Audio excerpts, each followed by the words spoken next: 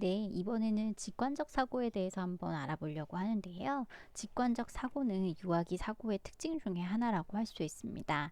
직관적 사고는 특정 대상이나 상황을 한 가지의 그 지각적인 속성에 의해서 판단하는 사고, 다시 이야기하면 직관적 사고는 특정 대상이나 상황을 한 가지의 지각적 속성에 의해서 판단하는 사고라고 말할 수 있는데요. 결국 유아가 두 가지 이상의 측면을 고려하지 못한다. 한 가지의 속성에 의해서 판단하는 것이다. 라고 이야기하는 거죠. 그래서 특정 대상이나 상황을 판단하는데 어느 하나 두드러진 지각적 특성만을 고려하여서 비논리적이고 비가역적인 사고를 하기 때문에 나타나는 현상이고 이것을 직관적 사고라고 이야기할 수 있네요. 그런데 유아기에 직관적 사고를 잘 나타내는 것은 그 보존 개념이 획득되지 않은 것이다 라고 이야기를 했는데요. 여기서 우리가 살펴볼 것은 그 보존 개념이라고 하는 것이 도대체 무엇이냐라고 하는 것. 근데 우리가 피아제에 관련된 이론을 이야기했을 때 이걸 한번 설명한 적이 있어요. 즉 보존 개념이라고 하는 것은 사물의 형태나 모형이 변해도 변하지 않는 성질을 유지한다. 이것을 이해하는 능력을 보존 개념이라고 하는 거예요. 즉 비커의 모양이 바뀌었다고 해서 그 안에 있는 물의 양이 변하지가 않는 것이죠. 그래서 우리가 이런 이야기들을 예전에 많이 한 적이 있는데요. 결국 우리가 지금 살펴볼 것은 그 보존 개념이라는 것이 획득되지 않아서 유아는 그냥 한 특성만을 보고 판단을 내려버리는 거죠. 이것을 직관적 사고라고 이야기할 수 있습니다. 자, 그래서 한번 더 살펴보면 삐아제는 어떤 실험을 하나 했어요. 그래서 그 전조잡기 유아의 보존 개념이라는 것을 알아보기 위해서 유아를 대상으로 다양한 성질에 따른 그 실험을 실시한 것이죠. 그래서 양 보존에 대한 실험을 하기 위해서 두 개의 같은 모양의 비커에 같은 양의 물을 채워주고 유아한테 보여주는 거예요. 그리고 유아에게 물의 양이 어떠한지를 물었고 유아들은 그것을 보면서 같아요 라고 이야기를 했다는 거죠. 그래서 유아가 보는 앞에서 그 다음에 가늘고 긴 비커에 하나의 물을 그대로 옮겨 담았죠. 그런 후 다시 모양이 다른 두 비커에 물이 어떠한가 라고 아이들한테 물어본 거예요. 그랬더니 유아는 두 비커 중에서 하나의 비커에 담긴 물의 양이 더 많다고 대답을 한 거죠. 즉 대부분의 유아가 물의 높이를 지각하여서 가늘고 긴 비커에 물이 양이 더 많다고 하기도 하였고 또 어떤 일부 유아는 넓이를 지각하여서 넓은 비커에 물의 양이 더 많다라고 응답을 하기도 하였죠. 자기가 바라본 것 중에 어떤 거에 중점을 두었느냐 그거에 따라서 아이가 응답을 달리한 것을 볼 수가 있죠.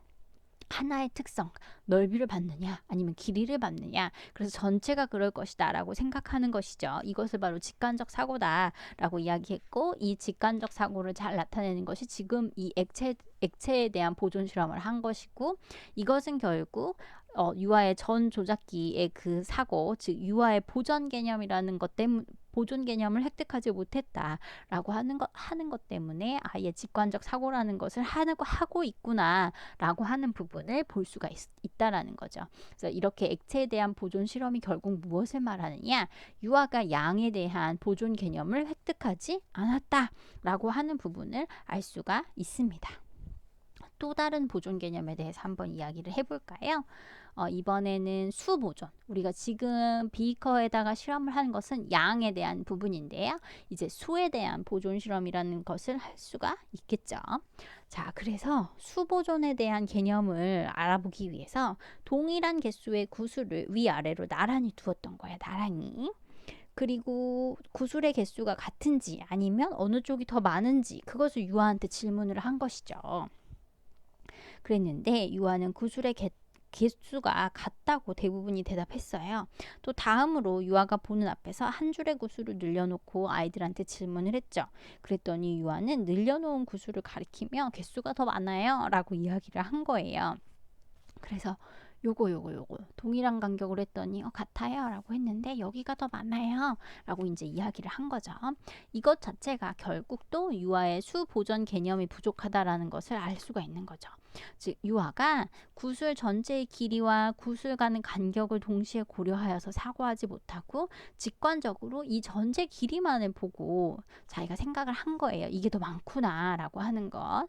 이것이 결국 유아가 늘려놓은 구슬을 가리켜 개수가 더 많다고 대답한 이것 자체가 유아의 수 보존 개념이 부족하다라고 하는 것을 살펴볼 수 있다는 거죠. 또 다른 실험을 한번 볼까요? 이번에는 질량 보존에 대한 실험을 했대요. 유아를 대상으로 되게 많은 실험을 했는데 결국 이 실험들이 동일하게 이야기하고 있는 게 무엇인가? 그것을 살펴보실 필요가 있죠. 질량 보존이라는 개념을 획득하지 못한 유아에 대해서 실험을 하였습니다. 그 실험은 같은 질량의 찰흙 두 개를 동그랗게 이렇게 공 모양으로 만들어 놓은 거예요. 그리고 공의 양이 어떠한지를 유아한테 질문을 하는 거죠. 그리고 나서 다시 하나를 어떤 모양으로? 길게 소세지 모양으로 만들어서 유아한테 보여주는 거죠. 그래서 유아가 어떠한 부분에 초점을 두어 지각하는지에 따라서 공 모양이나 소세지 모양 어느 하나가 더 많은 것 같다라고 대답을 한 거죠. 그래서 이러한 실험 결과 결국 유아가 지각에 의존하여 직관적으로 사고하고 또 비논리적이고 비가역적인 사고를 하고 있기에 보존 개념이라는 것이 부족하다라고 이야기하고 있는 실험이 바로 이 질량 보존에 대한 실험이라는 겁니다. 결국 피아제에 의하면 유아의 보존 개념에 대한 발달은 시기적인 차이를 좀 보여요. 그래서 보존 개념 중에서도 가장 먼저 발달하는 것이 수 보존 개념이고 이것이 만 5세에서 6세경에 획득이 된답니다. 길이 보존 개념은 만 6, 7세 그리고 양이나 무게, 면적은 만 7, 8세가 된대요. 그리고 가장 늦게 발달하는 것이 부피 보존이라고 하는데요. 이것은 만 11세에서 12세경에 발달이 된다라고 알려져 있습니다. 그래서 그 내용은요, 여러분 교과서 페이지 216페이지에 보면 표로 잘 정리가 되어 있잖아요. 보존 개념의 발달 단계라고 하면서 수, 그리고 길이, 면적, 액체, 질량, 부피에 관련된 부분들까지 정리가 되어 있는 것을 볼 수가 있죠. 그래서 이 내용들은 사실은 보육교사를 준비하는 그리고 보육과 영유아 발달 뭐 이런 것들을 준비하는 사람들에게 있어서는 공부하는 사람들에게 있어서는 반드시 알아둬야 할 개념이기 때문에 보존 개념 발달 단계는 여러분이 좀 주의 깊게 살펴보시는 것이 좋지 않을까라는 생각을 합니다. 이번에는 유목화 부분으로 한번 넘어가 볼게요. 유아기의 유목화 특징 중에 하나는 하나의 특성을 근거로 하여서 범주를 나눌 수는 있대요. 그런데 하나, 둘 이상의 특성을 고려하여서 유목화하는 것에는 어려움을 겪는 것을 이야기합니다. 즉 유목화는 사물의 특성을 근거로 하여서 사물 간의 관계를 파악하고 추론할 수 있는 능력이라고 말할 수 있는데요. 빨강 장미 20송이 그리고 노란 카네이션 10송이를 놓고 유아에게 장미가 많아 꽃이 많아 라고 물으면 유아는 장미가 많다 라고 대답을 한답니다. 이는 유아가 꽃이라는 범주에 빨강 장미와 노란 카네이션이 속해 있다는 개념을 이해하지 못한다라는 거예요. 그래서 피아제는 유목화의 발달을 3단계로 나누어서 설명했대요. 그것이 무엇인가 라고 하면 살펴보면요. 1단계는 2 내지 4세 유아에게 해당이 되고요. 유목화를 하지 못하는 시기 이게 1단계고요. 그런데 이 시기에 피아제는 다양한 연령의 유아를 대상으로 색깔과 모양이 다른 삼각형, 사각형, 고리, 반고리, 기하학적 모양을 제시하고 비슷한 것끼리 놓으라는 실험을 하였대요. 그런데 1단계 유아는 다양한 방식과 직관으로 그냥 분류해 놓았고 한 가지 기준을 근거로 분류하지는 못했다라고 알려져 있습니다. 그리고 2단계는요. 5 내지 7세인데요. 한 가지 기준에 따라서 유목화할 수 있는 능력이 발달할 수 있는 시기라고 합니다. 즉 이 시기의 유아는 피아제의 실험에서 다각형과 곡선형으로 나누었고 다시 다각형을 삼각형과 사각형 그리고 곡선형에서는 고리와 반고리로 구분할 수 있는 능력이 있다라는 거예요. 이렇게 모양에 따라서 유목화를 하였지만 모양과 색깔을 동시에 구분할 수는 없었다라고 이야기합니다. 또 3단계로 한번 넘어가 보면요. 7 내지 11세 아동들이 해당되고 이 시기에 유아는 위계적으로 유목할 수 있는 능력이 발달한대요. 그래서 그 유아는 일관성 있게 사물을 분류할 수 있고 논리적인 사고가 가능해지는 것을 이때 알 수가 있다라고 이야기할 수 있습니다. 그래서 유아의 인지 발달에서 유목화에 대해서 지금 한번 살펴보았습니다. 지금 한 내용들에 대해서 그림으로 나타내져 있는 부분이고요. 이제 우리가 할 부분은 물활론이라고 이야기할 수 있네요. 발음이 좀 되게 어려운데요. 물활론이라고 하는 것은 결국 모든 사물은 살아있다 라고 이야기하는 건데 유아기 사고의 특징 중에 하나가요. 결국 사물이 살아있다고 믿는 거라고 이야기할 수 있네요. 그래서 전조작기 유아는 생명이 없는 사물도 생명과 감정이 있다라고 생각을 하고 있는 거죠. 그래서 피아제가 유아기의 물활론적 사고를 또 4단계로 발달한다라고 주장을 하였는데요. 1단계는 4에서 6세에 해당되는데 이 시기에 유아는 모든 사물이 살아있다라고 믿는 거죠. 또 2단계는 7에서 8세의 아동들인데요. 움직이는 것은 살아있다라고 생각을 하고 아직 생물과 무생물을 구분하지는 못하는 단계입니다. 3단계 8에서 11세에 이 3단계가 발달하게 되는데 스스로 움직이는 사물은 살아있다라고 생각을 하는 거죠. 그래서 이러한 이유로 이 단계까지 유아는 달려오는 자동차도 살아있다라고 생각하고 횡단보도를 건널 때 운전자를 주시하지 못하고 자동차만 바라보고 서 있는 거죠.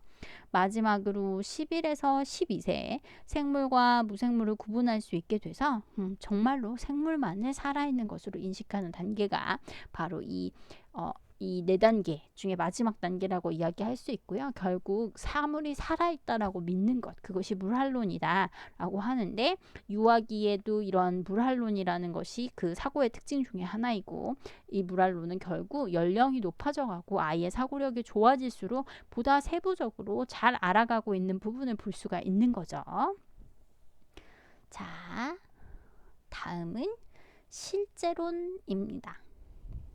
실제론이란 인식하고 있는 대상이 인식에서 독립하여 존재한다 라고 보는 것만으로 그 삐에제가 전조작기 유아의 특성 중에 하나라고 이야기했어요. 다시 실제론이란 인식하고 있는 대상이 인식에서 독립하여 존재한다 라고 생각하는 거죠.